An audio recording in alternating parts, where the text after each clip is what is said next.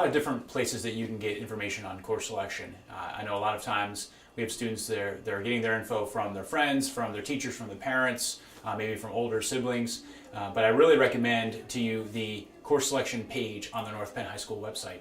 You can get to it a couple different ways. Just go to npenn.org, go to the high school page, and you can find it either under quick links or under the guidance department page. A couple things to note in terms of what information is available to you there.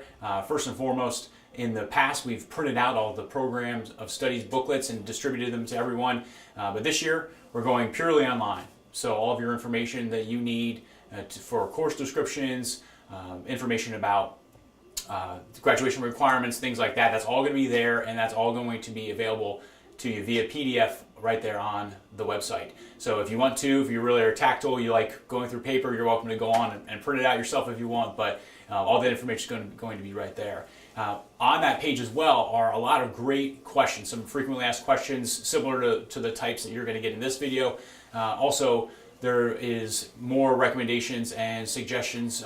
There are areas to view different departments, maybe like the art department or JROTC. They've put together videos for you to be able to view, try to figure out really what types of things are available to me and how can I learn more about them. Once you have really gotten into that part, into that page, and you view the timeline and all that, the next step is to work with your counselor, work with your parents, and figure out which course offerings are best for you. And we'll get into how to pick those courses in just a little bit.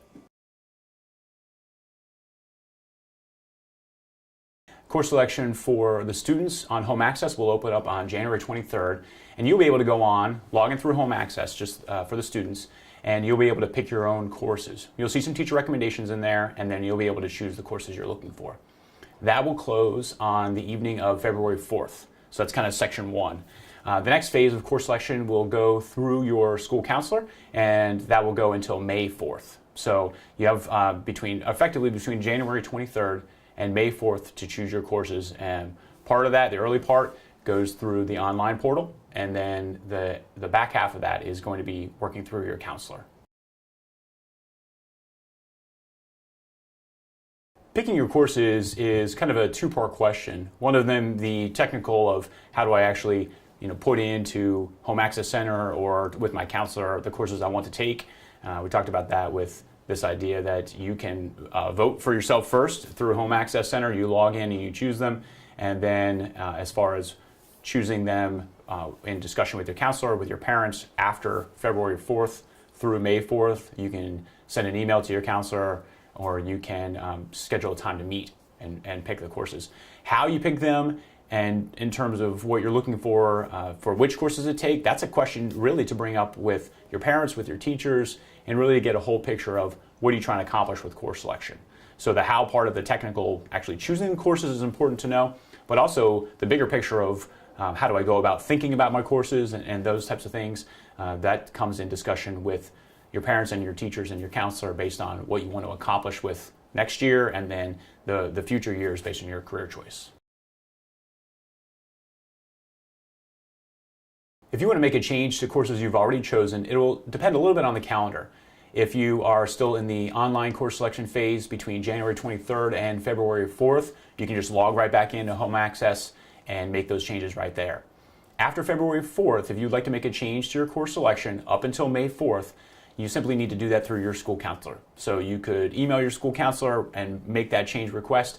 You could set up a time with your school counselor to come in and be able to sit down and have a conversation, and they can change it within the computer. So although there is a time when the online portal shuts down, you can still make changes for numerous times throughout the process up until May 4th. Meeting with your school counselor is a very important part of the course selection process. Know that in most cases, you will be able to schedule a time, and that your counselor actually will schedule a time and reach out to you about when he or she can meet with you. So we'll start out with large group settings where you'll be able to hear from your school counselor about maybe some scheduling philosophies, some things specific to your grade, maybe 10th grade, how that's different from 11th, and so on. But the most important thing with meeting with your counselor would just be you reaching out, setting up a time to sit down with them. So perhaps you want to email them or ask for a pass to set up a time for them to do that. But do know that between the opening of course selection and May 4th, you will interact with your counselor, whether in a large group setting or one-on-one, and that'll be coming up in scheduled segments. When looking at how many classes to take, know that for the most part you'll do your core subject, English, Social Studies, Math, and Science, especially in 10th grade, going into 11th. But you'll be looking for a total number of credits between 6.2 and 6.9. In some cases, if you'd like to skip lunch, you can take more courses than that.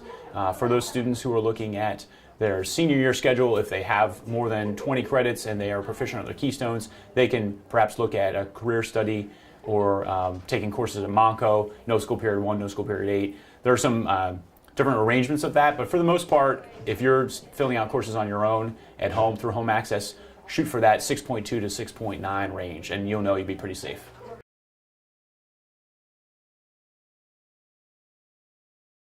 When you are choosing your course, it's really important to know that just because you're choosing a particular course, it doesn't mean that necessarily you'll get that course. An important part of the course selection process is choosing your alternates. For the majority of your courses, you'll be alerting your school counselor to what the alternates are, and he or she will be adding that to your file. It won't be something you'll choose in Home Access Center. There's one exception with that, and your junior counselors will tell you that. But for the most part, trying to figure out whether or not you'll be able to take a course, it's very important to know that in some cases the schedules don't work out, and you'll need to be able to provide alternates to your counselor. So simply email your counselor to say, instead of my drama major class, if I can't get that, may I have Art 1? Or instead of my forensic science class, if I can't take that, may I take Chem 2 instead? And so let them know what options you'd like in case the first option doesn't work out.